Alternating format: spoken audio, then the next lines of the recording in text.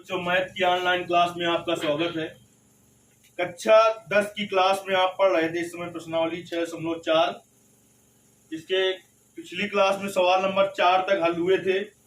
आज की क्लास में 5वां सवाल बताएंगे। तो इस चैप्टर का नहीं, लेकिन इस प्रश्नावली का सबसे अधिक महत्वपूर्ण सवाल 5वां है, यानी मोस्ट इंपॉर्टेंट सवाल है, जो कि बोर्ड पेपर में सबसे ज्यादा बार आया है।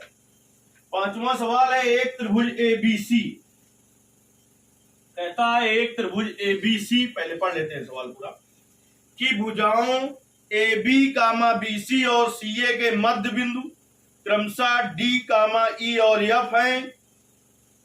त्रिभुज DEF और त्रिभुज ABC के क्षेत्रफलों का अनुपात ज्ञात कीजिए। देखिए, एक त्रिभुज ABC है, तो पहले एक त्रिभुज बना लें ABC।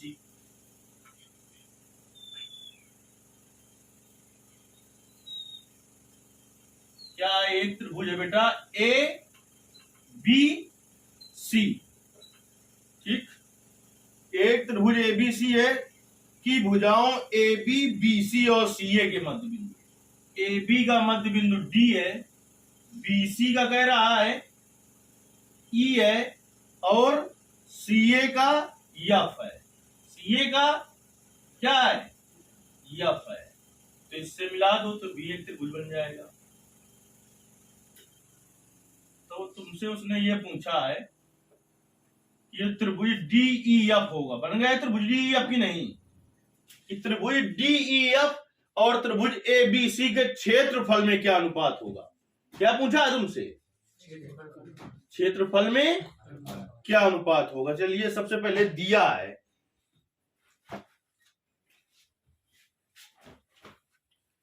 दिया है ABC एक त्रिभुज है, दिया है ABC एक त्रिभुज है, जिसकी भुजाओं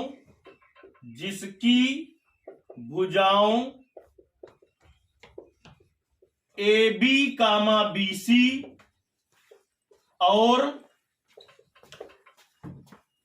CA के मध्य बिंदु क्रमशः क्या है? AB का मध्य बिंदु क्या कहा था उसने बेटा? D, और BC का E तथा F है। ज्ञात करना है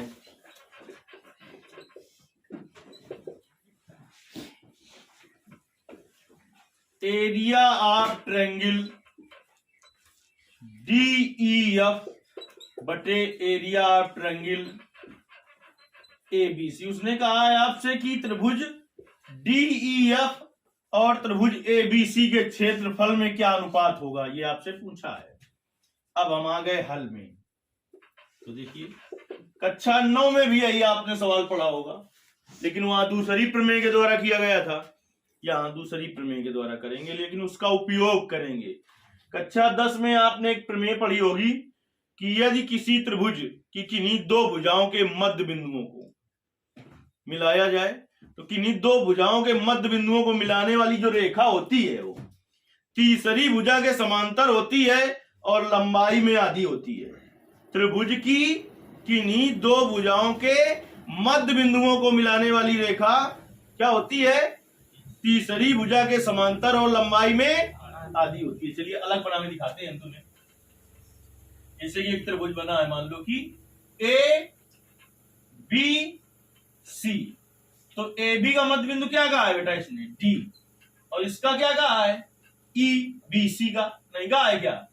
और AC का क्या है? F। तो केवल इतने से पहले देखिए, मध्य बिंदु प्रमेय वहां पर आपने पढ़ी कक्षा 9 में, कि यदि किसी त्रिभुज की किन्हीं दो भुजाओं के मध्य बिंदुओं को, देखिए इस भुजा का मध्य बिंदु क्या है? AB का D, और इसका क्या है? AC का F।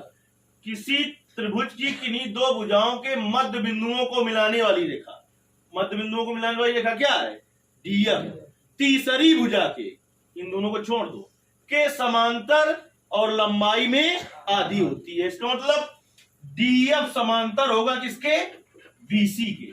DF समांतर BC के, और DF बराबर क्या होगा, DF बराबर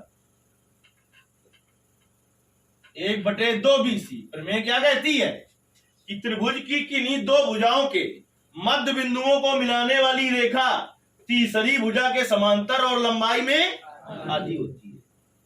नई बात समझ में आई? यानी यहां से BC बराबर क्या आ जाएगा, BC बराबर 2DF। ये बात समझ में आई तभी ये सवाल आएगा। अगर देखिए इसके लिए किया बेटा तो ये हो गया, अगर इसको नहीं इसके लिए करते तब क्या होता। तो देखिए इसका मध्य बिंदु ये है, इसका मध्य बिंदु ये है, इसका मतलब कि DE समांतर किसके होगा, AC के।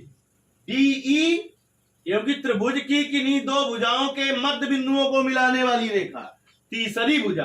अब ये दोनों रेखाएं तो इसमें आ गई, तो तीसरी रेखा कौन सी है, तीसरी रेखा के समांतर और लंबाई में आधी होती है। तो इसका मतलब DE किसके समांतर होगा, AC के।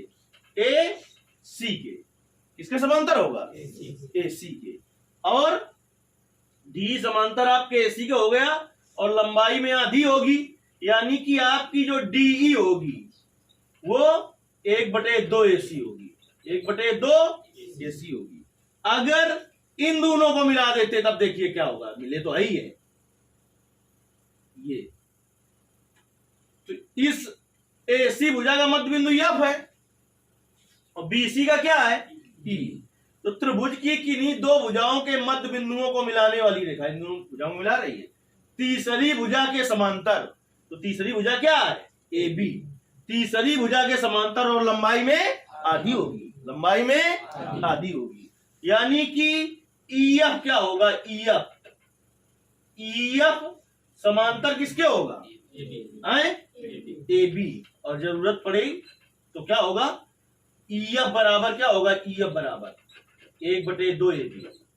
अरे यार इतनी देर से क्या बता रहे हैं कि त्रिभुज की किन्हीं दो भुजाओं के मध्य बिंदुओं को मिलाने वाली रेखा तीसरी भुजा के समांतर और लंबाई में आधी होती है। इस प्रमेय का उपयोग आपको सदिश एवं त्रिविमीय ज्यामिति जब इंटर में पढ़ेंगे वहां भी सवालों में करना पड़ेगा। इसलिए मध्य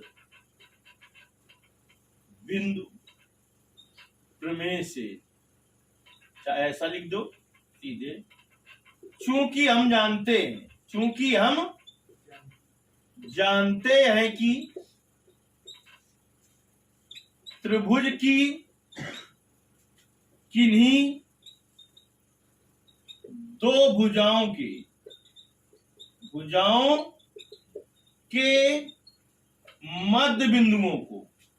मध्य बिंदुओं को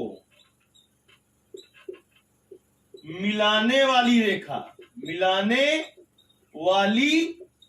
रेखा तीसरी भुजा की, जिन दो को मिला रही उनसे मतलब नहीं है, तीसरी भुजा के समांतर, तीसरी भुजा के समांतर और लंबाई में क्या होता है, आधी होती है, आधी होती है।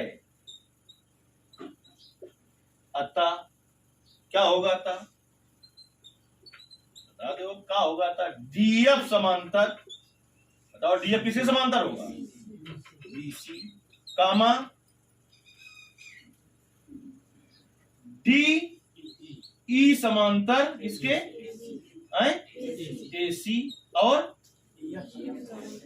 EF समांतर क्या, AB।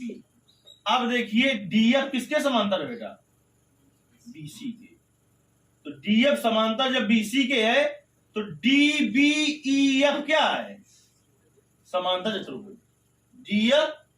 DBEF क्या है, समांतर चतुर्भुज। तो इसलिए देखो कौन कौन से चतुर्भुज समांतर चतुर्भुज होंगे, DBEF, क्योंकि समांतर चतुर्भुज की आमने सामने की भुजाएं कैसी होती हैं, समांतर होती है कि नहीं होती है, समांतर चतुर्भुज की आमने सामने भुजाएं समांतर होती है, तो ये इसके समांतर है, इसका मतलब DBEF क्या है? समांतर चतुर्भुज। जब ये समांतर चतुर्भुज है तो समांतर चतुर्भुज के आमने सामने कोण कैसे होते हैं? बराबर। तो कोण बी कोण किसके बराबर हो जाएगा? एफ के। एक ये समांतर चतुर्भुज हो गया DBEF और दूसरा DECF। DECF में क्या है? देखिए DE समांतर किसके है? AC के है, तो इसके नहीं होगी क्या? है? अरे DE समांतर AC नहीं है क्या? कहीं देखिए, है ना? तो DE समांतर FC की नहीं होगी क्या? तो DBEC फिर है DECF, फिर एक चतुर्भुज और है। जब देखिए जब DECF समांतर चतुर्भुज हुआ तो समांतर चतुर्भुज के सामने के कोण कैसे होते हैं? बराबर। तो कोण C कोण किसके बराबर हो जाएगा? D के बराबर। फिर अब कौन सा एक चतुर्भुज बचा? DEF A। DEF A इसको क्यों कह दिया समांतर चतुर्भुज? क्योंकि आपकी EF किसके समांतर है? देखिए EF AC के समांतर है। EF का देखेंगे अलग अलग बना के दिखा दिया है हमने, किसके समांतर है? तो ये जब ये वाली भुजा इसके समांतर है तो इसका मतलब DEF A क्या है? भी एक समांतर चतुर्भुज है। तो समांतर चतुर्भुज की सम्मुख कोण कैसे होते हैं? बराबर। तो ये वाला कोण किसके बराबर होगा? ये सब हमने चिन्ह बना दिया क्योंकि हमें इन दोनों त्रिभुजों को समरूप सिद्ध करना है, तभी काम बन पाएगा, तभी काम बन पाएगा। तो देखिए समरूप हो गए तुरंत, इसलिए चिन्ह बनाया है हमने। ये कोण त्रिभुज आपको DEF और ABC को समरूप करना है। तो कोण F कोण किसके बराबर है? B के। कोण C कोण D के। कोण E कोण A के। तो त्रिभुज आपका DEF समरूप त्रिभुज हो गया ABC। मैंने कहा इस प्रश्नावली का सबसे ज्यादा बार आने वाला प्रश्न है ये। तो DBEC DECF और DEFA एक, चाहे लिख दे तीनों एक समांतर चतुर्भुज है। कैसे? समांतर चतुर्भुज है। नहीं है क्या समांतर चतुर्भुज? समांतर चतुर्भुज क्यों है? ये ऊपर लिखा है भुजाओं के अनुसार। अब जो समांतर चतुर्भुज है तो लिखेंगे चूंकि हम जानते हैं कि समांतर चतुर्भुज के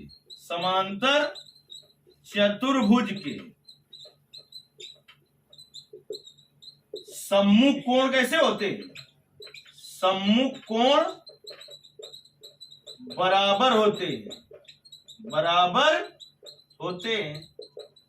तो हमने चिन्ह बनाकर बहुत काम सरल कर दिया है आपका। त्रिभुज आप ले लें DEF तथा त्रिभुज ABC में DEF और ABC में। देखिए DEF और ABC में क्या होगा? कोण आपका DEF E बराबर कोण ABC। ठीक। और फिर कोण EDF बराबर किसके? कोण ACB के। फिर देखिए नीचे तक का दिखाई पड़ रहा है जी।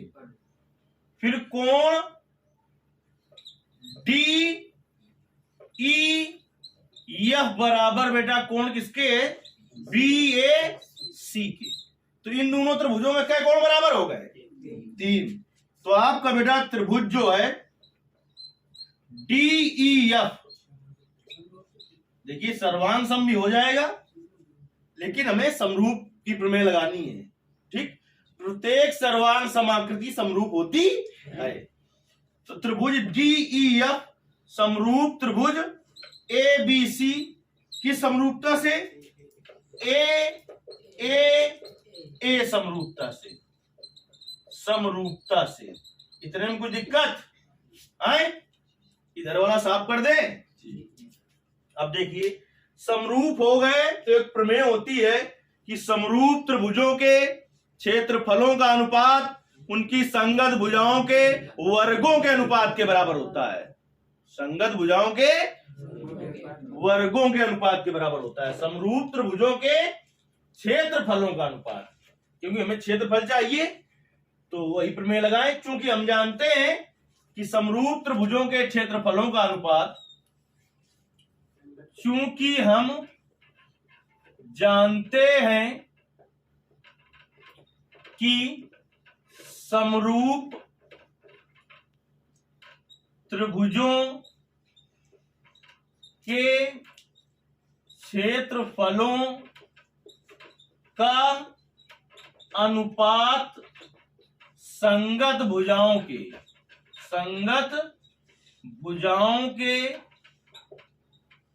अनुपात के वर्ग के बराबर होता है।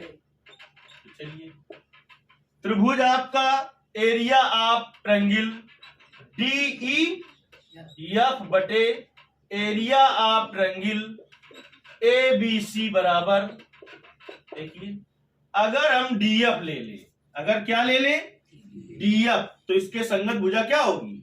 BC। क्या होगी? यानी DF बटे BC का होल स्क्वायर, DF बटे BC का होल स्क्वायर। और जब हमने इस जगह बताया था वहीं पर हमें लिख देना चाहिए, चूंकि हम जानते हैं कि त्रिभुज की किन्हीं दो भुजाओं के मध्य बिंदुओं को मिलाने वाली रेखा तीसरी भुजा के समांतर एवं लंबाई में आधी होती है। तो DF बराबर क्या होगा? DF बराबर होगा BC के होगा। ये लिखा भी है सामने कि लंबाई में आधी होती है, तो DF बराबर BC हो जाएगा, 1/2 BC। तो यहां से BC बराबर निकालना चाहे तो क्या होगा? 2DF। क्या होगा? इतने से काम चल जाएगा। इसी तरीके से अन्य जो भुजाएं हुई दो और, उनमें भी तो निकाला था, अभी त्रिभुज बनाया था, त्रिभुज बना के बगल में लिखा था तो हमने सबने निकाला था तीनों के लिए। लेकिन यहां पर काम केवल इतने से चल जाएगा।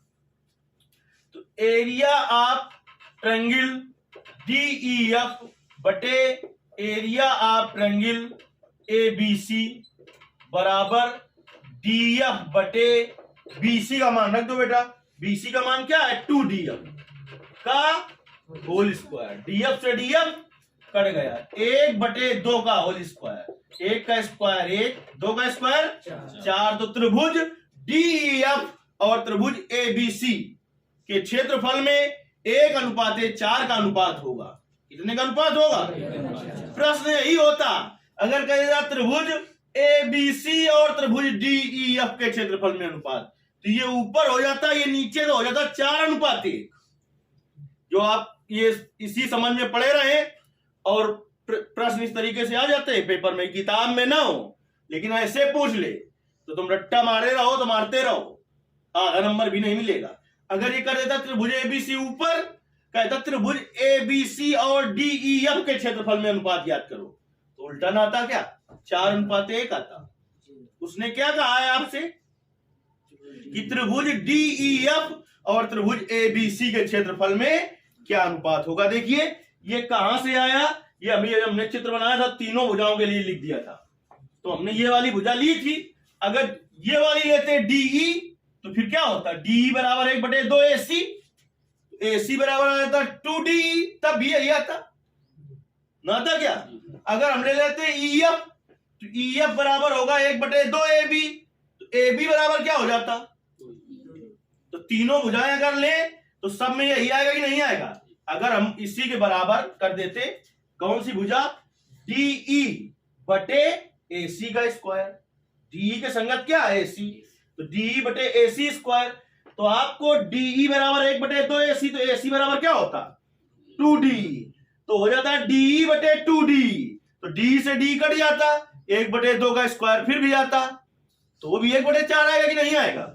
इसी तरीके से EF जो होगा आपका वो क्या होगा, EF बराबर 1/2 AB होगा, तो AB बराबर क्या होगा 2EF, तो इसके बराबर तीसरी भुजा का अनुपात लेते हैं अगर संगत भुजा का, तो EF बटे AB का स्क्वायर होता, तो AB का मान होता 2EF, तो EF से EF कट जाता, 1/2 का स्क्वायर आता कि ना आता।